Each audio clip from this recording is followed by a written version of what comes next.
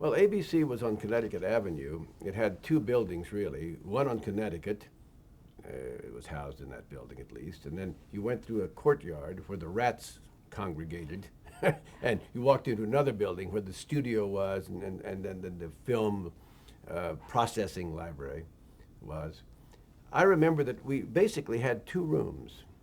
The bureau chief had a little small office. The assistant bureau chief had a small office. And I think there were a couple other small offices.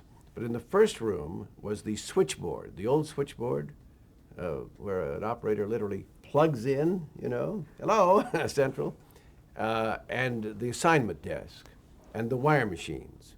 Then there was a second room, no bigger than the office that we're sitting in, really, where there were desks shoved together, and the correspondents each had a desk. That's all we had.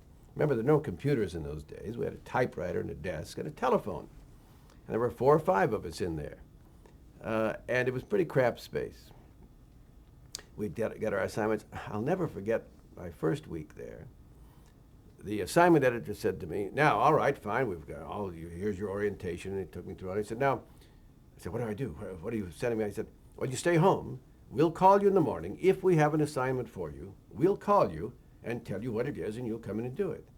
And I said, I stay home? Yeah. I said, I don't want to stay home. I mean, if you don't have an assignment, I'll come in, I'll read the wires. I mean, I'll go do something. He thought that was strange.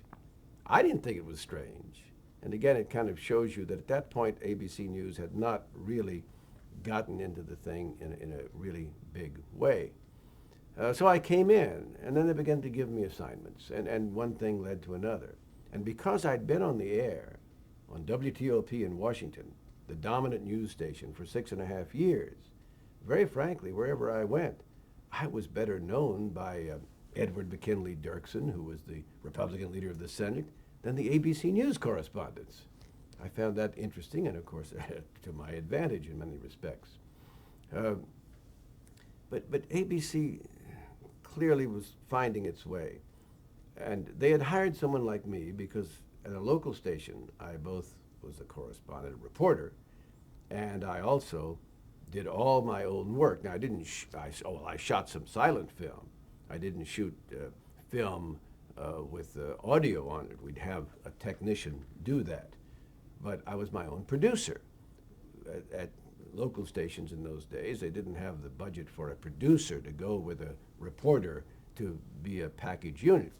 They had reporters who were their own producers. We would research the story, we would go out, tell the cameraman where to set up the camera and what the story was about, and all of this, and then we'd go back, we'd edit our material. Again, not physically edit the film ourselves, but direct the editing. All right, I want that shot, this shot, okay, I'm gonna write here, what have you. So ABC, with a very shoestring budget, wanted the same thing. So they hired people like Tom Jarrell, who was one of our great correspondents, and me and Ted Koppel, and we did our own production as well as our own reporting.